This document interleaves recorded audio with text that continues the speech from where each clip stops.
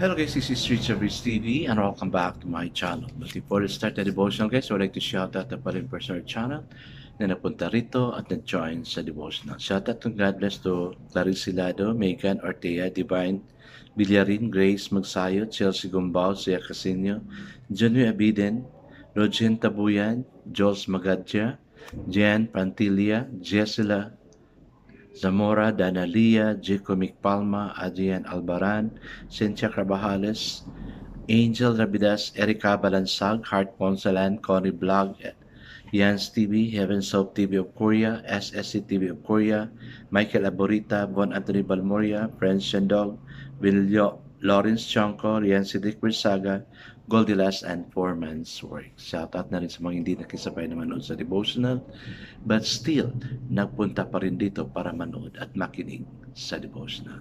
God bless us all, guys.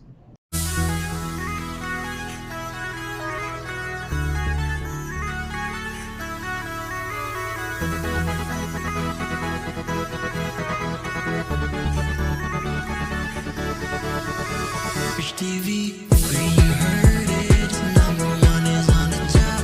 Good advice is will never stop. Rich TV, where you heard it, number one is on the top. Good advice is will never stop. Guys, ang bilis ng panahon. Parang kailan lang tayo nag-celebrate ng New Year at this time, no? Oh, next week may holiday na naman tayo because it's a Chinese New Year. Oh, di ba? Ang saya-saya. Then after that, our school is so busy preparing for our foundation day. Oh, di ba? Kaya guys, no? Don't be happy when we don't have class kasi sayang yung mga lesson na dapat nating matutunan, no? Na magagamit yun naman sa future niyo talaga. Well, it's so pressured to be in school to study, no? Pero nobody's exempted from schooling. Kaya let's adjust ourselves, learn to love schooling. Alright guys, let's not proceed to our devotion. Let's open our Bible to Philippians chapter 4 verse 6 to 7. And so guys, I'm using the devotion study Bible because the words used is simplified na maintindihan talaga natin. Okay, the word of the Lord in Philippians chapter 4 verse 6 to 7 says, "Do not be anxious about anything, but in everything by prayer and petition with thanksgiving present your requests to God. And the peace of God, which transcends all understanding, will guard your heart and your mind in Christ Jesus." Wow! Napakaganda ng verse natin. Let's claim it, guys. I guess let's not pray. Yes, Father God, salamat o God sa promise mo sa binasa namin. Thank you that you're always there to help us. Yes, Lord, we have to let our request be made known for you. So you are going to give us peace. Yes, Lord, even in my life, Lord God, I'm really struggling for something. I've been referring this to you many times and I know you have a great answer. Answer so great that I cannot fathom how you did it, oh God. Lord, thank you. Maski sa mga andito ngayon, ikaw din, Lord God, mag-bless sa kanila, whatever struggles they have, Lord God. May you find it easy for them and answer the desires of their heart. Yes, Lord, because you are our God, our living God, our very powerful God. Amen and amen. So the focus verse we have for this evening, guys, is found in Philippians, the two verses, chapter 4, verse 6 to 7. As much as possible, I want you to familiarize this one, or as much as possible, memorize this one.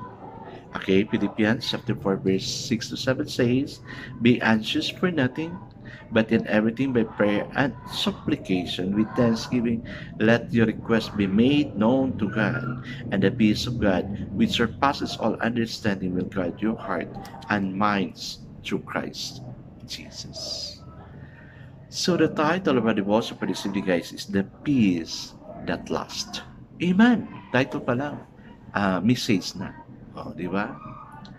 Repeat the above words each morning when you start the day and each evening when you retire. Oh, yes, guys. No, remember Philippians 4, 6 to 7. Oh, day and night. Ulit-ulitin mo pagbasa yan. or as much as possible, i-memorize mo yan. Kasi every time you are anxious for things, just declare it, and God will do His works for you. They will change your life, sabi niya dito. Note the progression. We are to rejoice. Wow, very nice, no? We are to rejoice. Why? The Lord is at hand. Siya ang gumagawa. May gagawin siya para sa atin. So we will not become anxious. That's the reason we can be free from worry. Each problem, challenge, or opportunity should be surrendered to the Lord in prayer, asking for His guidance and power. Yes, because on our own, we can really do nothing.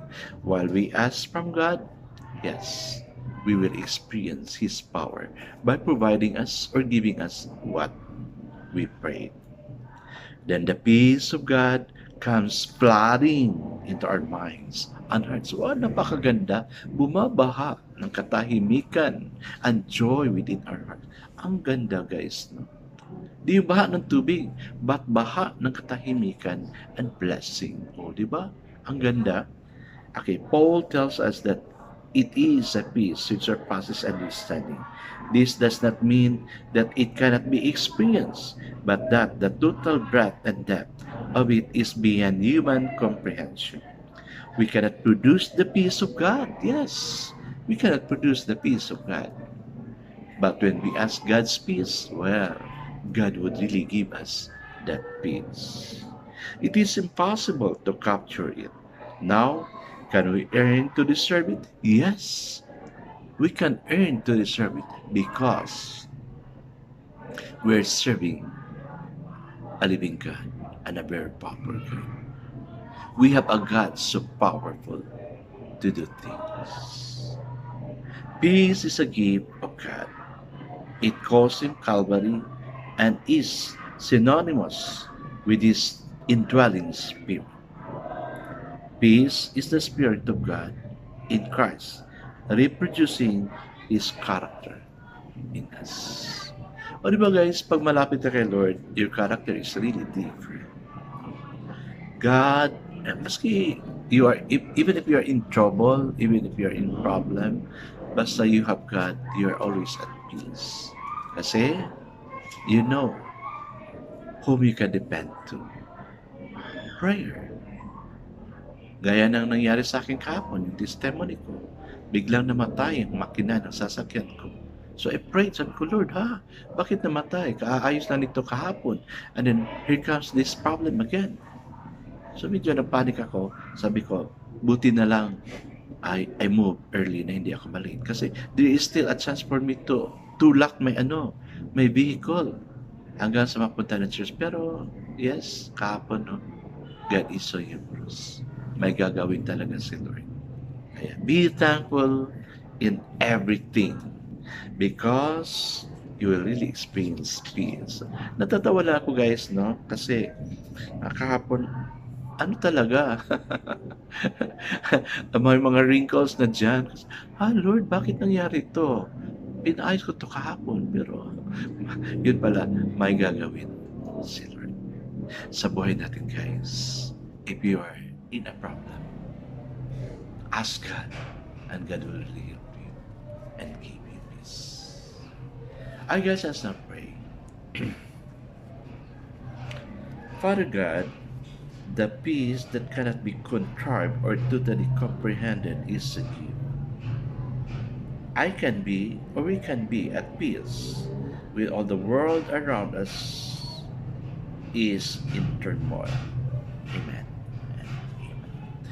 Magulo man ang paligid natin, but if we have God, we are always at peace.